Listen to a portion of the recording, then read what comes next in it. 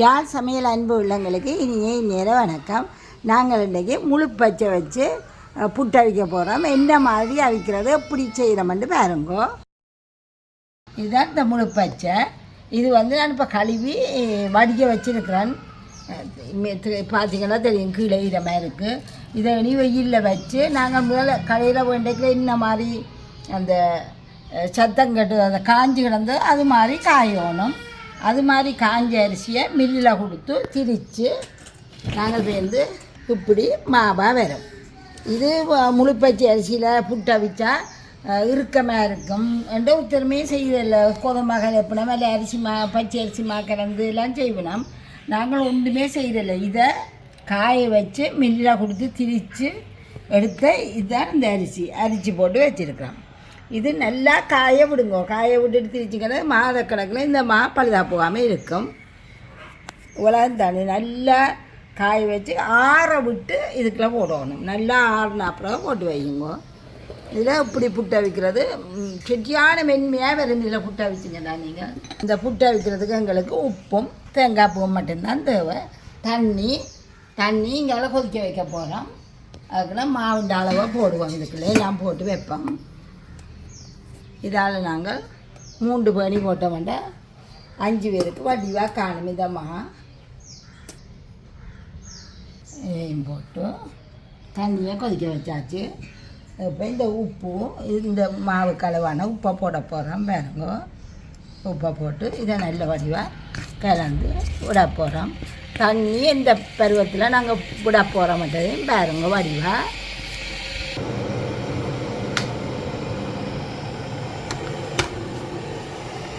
பாருங்க இந்த மாதிரி கொதிக்குது. பொங்க கொதிக்குது. இப்போ நாங்கள் உடனே எடுத்து ஒரு கொஞ்சம் கூடி இதண்டாதீங்க, சாமணிக்காதீங்க, டப்பண்டு ஊற்றுங்கோ. செட்டியான பொங்க தண்ணியை ஊற்றுங்கோ. நல்ல மென்மையான புட்டு வரும் உங்களுக்கு.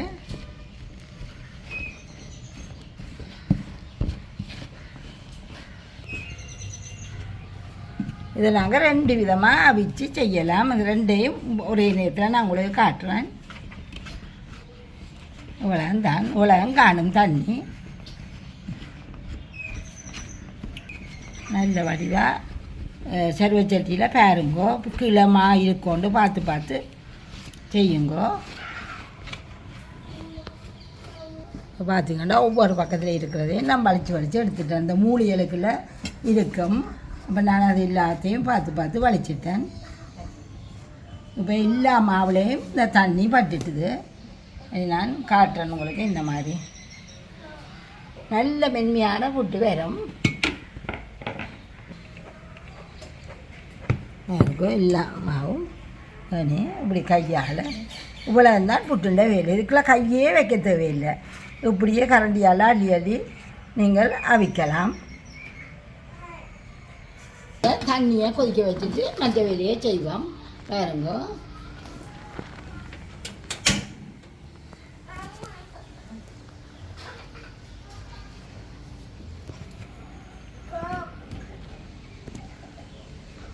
இது கொத்தவே கையால் இப்படி உடைச்சி விட்டுட்டு நீங்கள் தேங்காய் பூ போட்டு பிரட்டி போட்டு இதாண்டி போட்டு அப்படியே எல்லாம் கையில் உங்களுக்கு இந்த மாவை தொடைக்குள்ளேயே சரியான ஒரு மென்மையான ஒரு பொருளை தொடுற மாதிரி தான் உங்களுக்கு இருக்கும். இப்போ இதை கொத்த தேவையில்லை, கையாலேயே. இது ஒரு விதம். மற்ற விதத்தையும் உங்களுக்கு நான் காட்டுறேன்.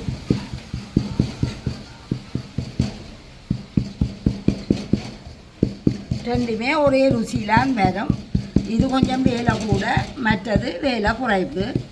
இந்த இளம் தாய்மார்கள் வேலைக்கு போகிறாங்களுக்கு அது சுகமாக இருக்கும். அது மாதிரி செய்யுங்க. இதை கொதிச்சு கொஞ்சம் மேலால்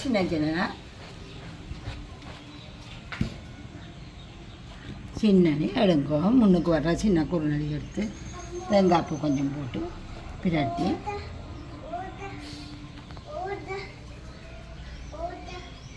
பக்கத்துக்கு சரித்து வச்சுக்கொண்டு கொத்துனீங்கன்னா அப்படியே இது கையாலேயே மெல்ல மெல்லமாக உடைச்சே விடலாம். ஓய் புட்டு சஞ்சு குட்டி கொத்துறீங்களோ?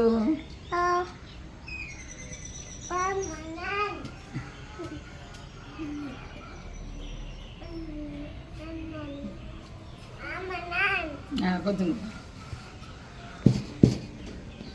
இதில் கொத்துங்க. இதில் கேட்டிக்கான் கேட்டிக்கான். சரி காணும் காணும் காணும்.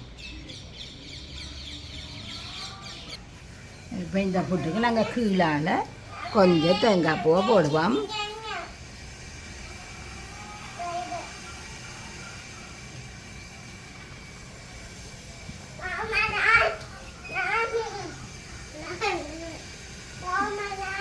நம்ம காணுண்டா சார்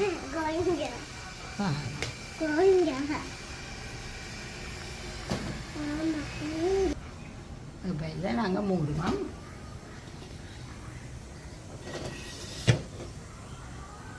ரெண்டாவதாக என்ன மாதிரியா வைக்க போகிறேன்னு வேறுங்க. அது ஒன்றிஞ்சி ஏழு நான் இப்படியே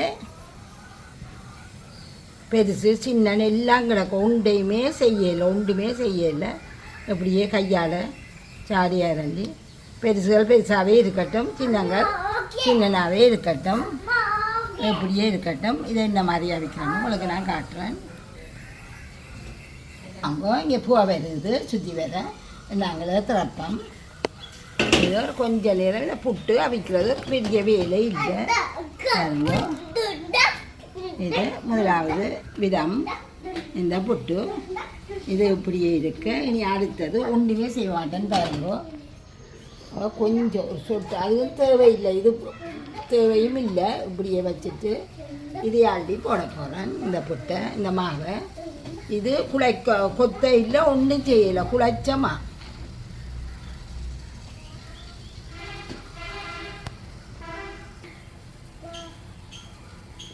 இப்படியே மூடி விளங்கோ. இதுவும் ஒரு 5 நிமிஷத்துக்கு அவிஞ்சிடும். நல்லா பூவை வருது, 4 பக்கம் வருது. பாப்பம் திறந்து பாருங்கோ அவிஞ்சிட்டுது. இது நீங்கள் நல்லா கொதி தண்ணி தான் விட்டு குழைக்கணும். இப்போ பாருங்க. சரி, நாங்கள் இந்த அடுப்பை நிப்பாட்டுவோம். இதான் அவிஞ்சிட்டு இதை இந்த மாதிரி உங்களுக்கு புட்டா வருதுன்னு காட்டுறேன். இப்போ இதை நீங்கள் அவிச்சு வச்சுட்டு தான் கறி அதுகள் காய்ச்ச வலிக்கணும். நல்லா அறவிடணும். எவ்வளோத்துக்கு ஆறுதோ அவ்வளோத்துக்கு நல்லா அறவிடுங்கோ. ஒரு சொட்டு சூடும் இருக்கப்படாது. நல்லா அறவிடுங்கோ.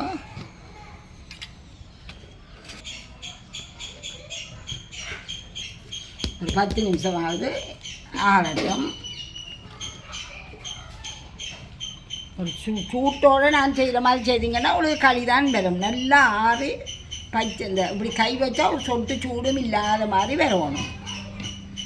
இது இந்த புட்டை வேறுங்கோ நல்ல மென்மையாக இருக்குது. இங்கே வேறுங்கோ இந்த கையில் இதண்டேக்கில் ஒரு எண்ணெய் தன்மையாக இங்கே வேறுங்கோ எந்த மாதிரி வருதுண்டு. இந்த எண்ணெய் தன்மையாயும் களி ஒட்டு சொட்டு களியும் இருக்காது. எண்ணெய் நல்ல மென்மையாக இருக்கும். சின்ன பிள்ளைகளுக்கண்டா இதுக்குள்ளே சர்க்கரையை திருவி போட்டு நீங்கள் கொடுத்தீங்கன்னா நல்ல வடிவாக விரும்பி சாப்பிடுவோம். வயது போனாக்களுக்கெல்லாம் நல்ல சாமான் இது. மറ്റാக்கள் இந்த அரிசி மாண்டா அது உரைப்பாக இருக்குமென்னு சொல்லி போட்டு கோதமாக கலக்க பார்ப்பீங்க. கோதமாக கலக்காமல் ஒரு நாளைக்கு இப்படி செய்து பாருங்கோ. நல்ல நீங்கள் தொடர்ந்து செய்யுங்கோ. இந்தாடா காணுமடா, இந்தாடா அது அடிக்க இல்லையா அடிச்சு அது பையடா. இதை சாப்பிடுண்டா. சரி சாப்பிடு. நல்லா இருக்கா?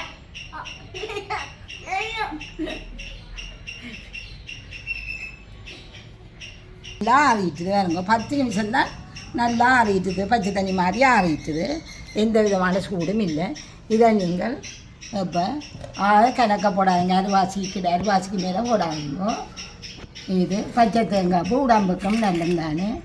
பச்சை தேங்காய் பூ போடுங்க. உலத்தையும் போட்டு ஒரு சுற்றுங்க மிக்சியில். இப்போ பாருங்க புட்டு பாருங்க அந்த புட்டுக்கும் இந்த புட்டுக்கும் வித்தியாசமே இல்லை உங்களுக்கு. இன்னும் இது சாஃப்ட் மாதிரி மென்மையாக இருக்குது. முதல் அவிச்சது இது முதல் அவிச்ச புட்டு, இது 2ஆம் தரம் அவிச்ச புட்டு. 2ஆம் தரம் அடித்தது இன்னும் மென்மையானது. இந்த மிக்சியில் போட்டு அடிக்கல நல்ல மென்மையாக வரும் உங்களுக்கு. இந்த புட்டு இங்கே வேறுங்க, நான் இவ்வளோ ரிச்சி அமர்த்துறேன்னுட்டு வேறுங்கோ. ஒரு சொட்டும் ஒட்டவோ களித்தன்மையோ எதுவுமே இல்லை. நல்ல ஒரு புட்டு எண்ணெய் தன்மை மாதிரி இருக்கும். சாப்பிடவும் வாய்க்கு ருசியாக இருக்கும்.